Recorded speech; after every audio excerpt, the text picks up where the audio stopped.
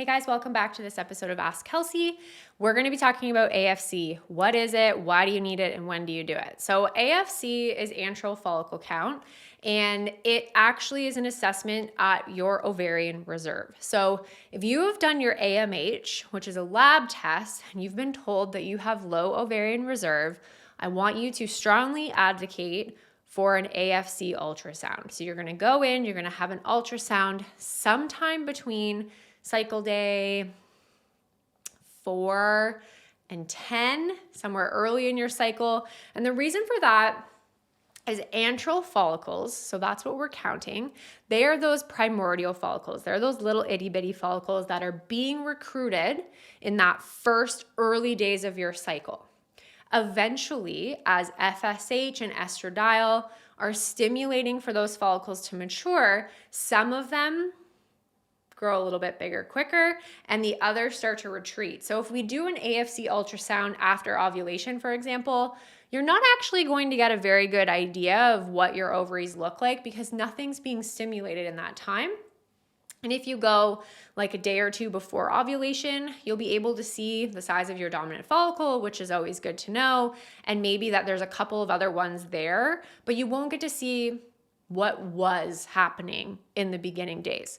So you want to go early in your cycle to get a really good look at your overall ovarian reserve. And you want to do this before you start making any decisions about your AMH. Because if you've listened to the very old episode of why AMH is not really what we should be making decisions around when it comes to fertility, because you can have a low AMH and still have a good ovarian reserve. You can have a low AMH and still get pregnant.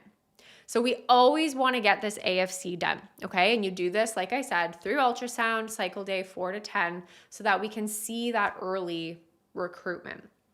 I find this is still one that's often forgotten about, missed, or not really holding a lot of value in the community, when it can actually be a really nice weight off your shoulders to see what your ovarian reserve is if you've been scared or nervous or you've had a bad AMH, what have you, and then know what are the decisions I make moving forward. So oftentimes, if someone has been told that IVF, is their next step or their only option, but they haven't actually done any treatment beforehand, my first question is, well, what's your AFC? And if their AFC is low, then yes, we have that conversation around how IVF may be their best option in terms of how many kids do they want, how old are they, all the factors that they can do the extra testing and things like that. Like that might actually be the best road for them, and that's great. But if your AFC is actually looking pretty good, which let me give you some numbers. So we look at both ovaries, okay? We ideally want a total AFC between like 12 and 20. So it can be 6 and 6 or 10 and 10, or sometimes we have one ovary that's a little lazy and another one that has a little more.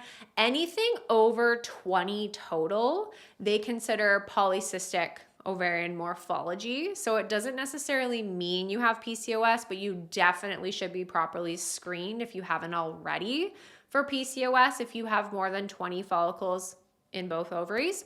And then anything under 10, we want to have a conversation around like timeline, how long should we, dink around here and wait? What do we got to work with? What have you already been doing to help support your fertility? How do we make the best clinical decision for you moving forward? So 12 to 20 is kind of that sweet spot where we're like, right now, yes, your ovarian reserve looks great. Do we know how quickly it's going to decline? No. It could be the same for 10 years. It could be the same till you're 47. We don't know. That's why sometimes we maybe don't need to rush, but we need to monitor. Or maybe sometimes we do need to take that step, even if you're feeling like it feels quick, but it is the best case scenario for you.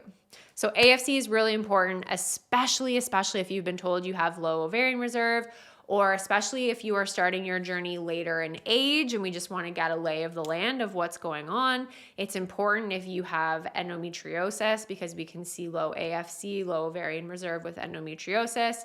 We can see low ovarian reserve with Hashimoto's. So there are certain clinical presentations that we would want to maybe not rule this in or out, but assess this part of your fertility journey early. I personally think everyone should be getting it done right away, because I think it makes it a lot easier for you to breathe a little bit about time or help you make decisions to get into the fertility clinic sooner if that's the best case for you moving forward.